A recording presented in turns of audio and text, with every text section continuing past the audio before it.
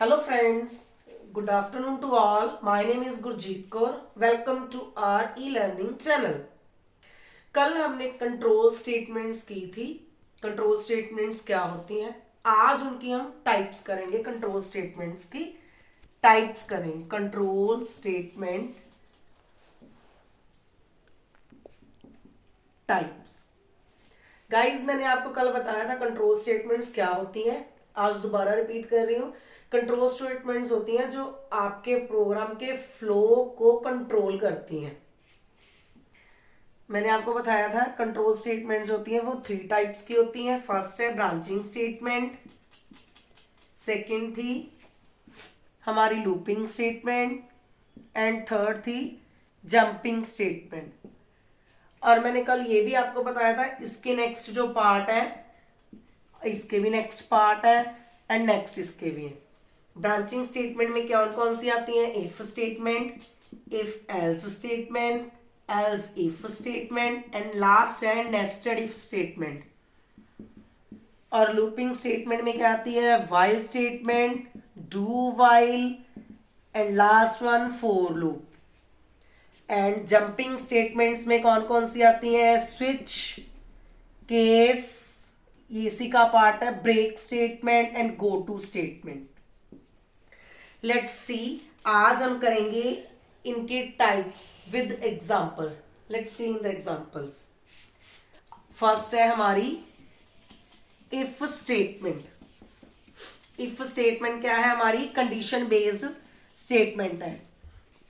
Hash include stdio.h hash include conio.h main function लगा दिया. उसके बाद हमने इंट मार्क्स वेरिएबल लगा दिया. इंट जो है वो हमारी डाटा टाइप है, ये मैंने फर्स्ट वीडियो में बताया था. मार्क्स जो है वो एक वेरिएबल है. वेरिएबल कैसे है? मार्क्स कैसे वेरिएबल है? देखो जैसे हम 10th क्लास में करते थे let x is equal to, यानी कि एक्स फाइंड आउट करना था, इसी तरह इसमें हम मार्क्स को वेरिएबल कहते हैं. अब हमने करवाना है if marks greater than equal to 30 then printf pass. ये सिर्फ वन बेस्ड कंडीशन है. वन बेस्ड है यानी कि सिर्फ एक कंडीशन के ऊपर डिपेंड है. अगर कंडीशन ट्रू है तो बस एक कंडीशन के बेस के ऊपर ये कंडीशन कंट्रोल करेगी. नेक्स्ट गेट सी एच प्रोग्राम बंद. Int marks if marks greater than is equal to 30. यदि मार्क्स जो है या तो 30 के इक्वल है या 30 से ज्यादा है तो वो सिर्फ एक कंडीशन प्रिंट करे, पास. अगर मान लो मैंने 34 प्रिंट किया तब वो मुझे आउटपुट में शो करेगा पास, क्योंकि मैंने एक कंडीशन की थी. एक कंडीशन इसमें लाई कर रही है कि वो भी कंडीशन ट्रू है. 30 से अबव है तो पास शो कर रहा है. अगर मान लो मैं 19 दे रही हूँ, एंटर कर रही हूँ, तो वो कुछ भी शो नहीं करेगा. ये थी हमारी सिंपल इफ स्टेटमेंट. ठीक है जी. अब इसका नेक्स्ट पार्ट है इफ एल्स स्टेटमेंट. ये सारा प्रोग्राम एज इट इज रहेगा. इसमें थोड़ी सी चेंजेस क्या होगी? इसमें थोड़ी सी चेंजेस होगी. Pass else printf fail गेट सी एच. अब इसमें थोड़ी सी चेंजेस क्या है कि अगर मार्क्स पहली कंडीशंस में क्या था कि 30 से ज्यादा हो या 30 के इक्वल हो तो पास प्रिंट करे.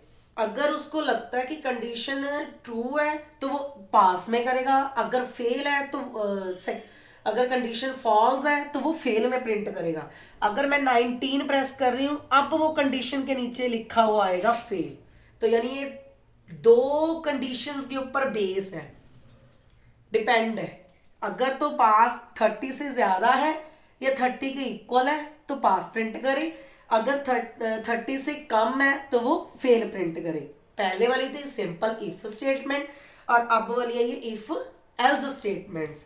अगर आप जो आपको इफ स्टेटमेंट और इफ एल्स स्टेटमेंट अच्छे से समझ आ गई है तो हम आपको एल्स इफ और नेस्टेड इफ और बाकी के पार्ट्स जो है वो नेक्स्ट वीडियो में हम करेंगे। अगर आज आपको मेरी वीडियो अच्छी लगे तो लाइक कीजिए, सब्सक्राइब कीजिए और शेयर कीजिए।